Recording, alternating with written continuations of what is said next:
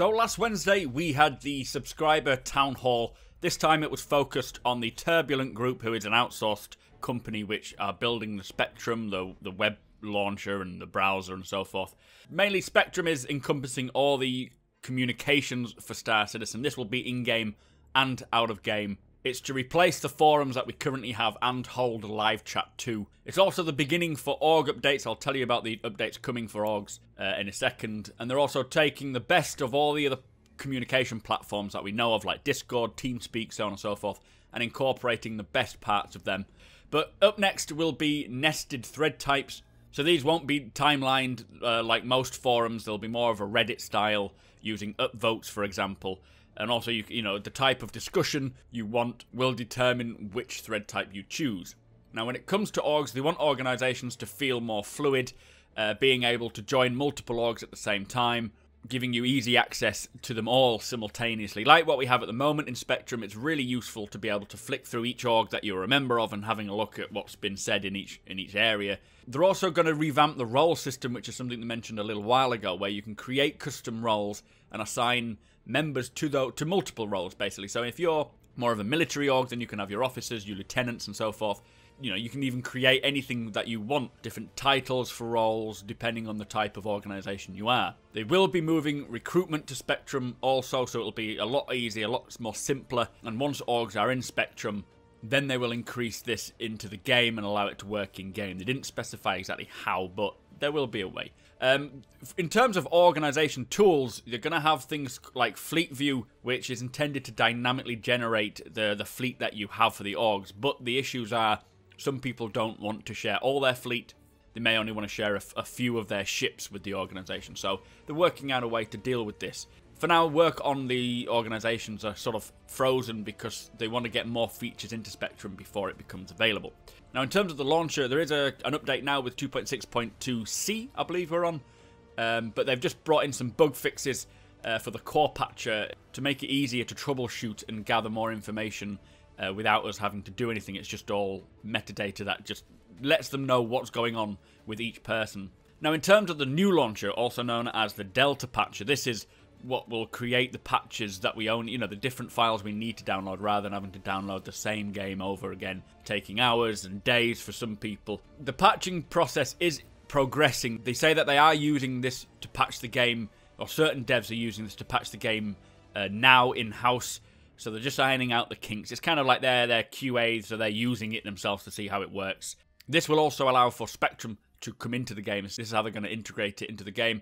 But once everyone is happy with the patcher as a whole, they will then release it. It's no longer a way off. It is very, very close, and it'll be coming to Evocati soon. So, VoIP, which is very important to me. I really want a good VoIP system. They say the goal is to allow you to access stuff in the game, but they said it may break immersion a little bit. It's going to be an in-game overlay, which is quickly accessible, similar to what we see with Steam, their overlay.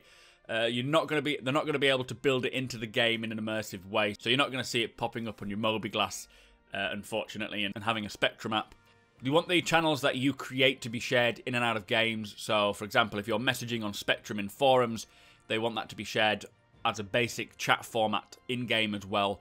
No emojis just yet, because obviously the game will need to render them themselves, and they haven't got that set up. But when it comes to voice in-game, they're using the Opus codec. If that means something to you, then there you go. They're working on it right now. It's the ability to create voice lobbies in chat and switch between them quickly and effortlessly. And at some point, they will carry voice for the game. So when you're in a voice lobby, for example, they will input the voice into the game, and it'll be spatialized so you can hear the directions of where people are, like you see with the Acre mod for Armor. They want nested voice channels as well, so you can have your Squadron channel, your Officers channel, so on and so forth. Switch between them as you see fit. They intend to implement this, but currently they don't have the knowledge on how to do it, but they know it's required specifically for organizations. It will be iterative, and they will need to build on this over time, so it'll come. Voice for Spectrum is not far off now, so you know, that's going to be the starting point for all the VoIP. So when it comes to the mobile app, the team that would be working on this is very, very busy with Spectrum at the moment, but it shouldn't be too hard to convert it into a mobile interface. The goal is for this year, but this cannot take priority over voice.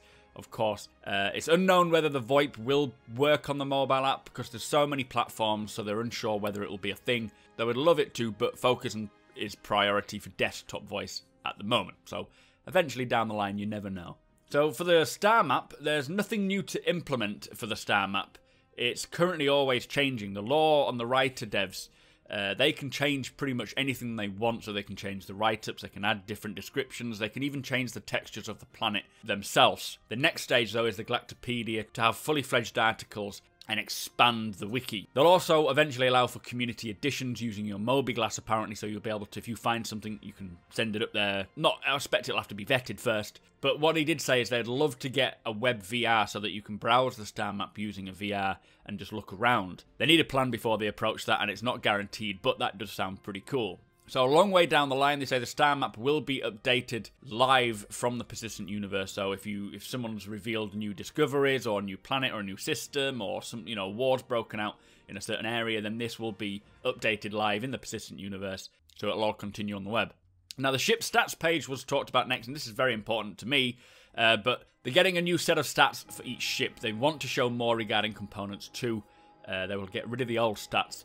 They're just designing the look now. So it is coming pretty soon. Again, they can't put dates on, but it's definitely around the corner. Someone asked a question whether or not there'll be universal translators for texts, which would be very useful because obviously we are all in different countries and I can only speak English. So it would, I can even write in English, so it's going to be very useful for me.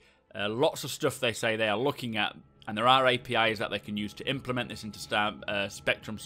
They are focused on real functionalities and getting them done first, but there may be other options for translations, and they'll just see if there's a way, so it doesn't sound like it's going to be too difficult. They do expect that custom emojis will come within the next few patches. They said maybe around the 0.35 patch. And then when it comes to friends and contacts, they are looking at this now. They're reworking the current contact system. Being friends will imply permissions. So for example, you can add someone to a list without asking them, like what we have now. You can add people to your contacts list.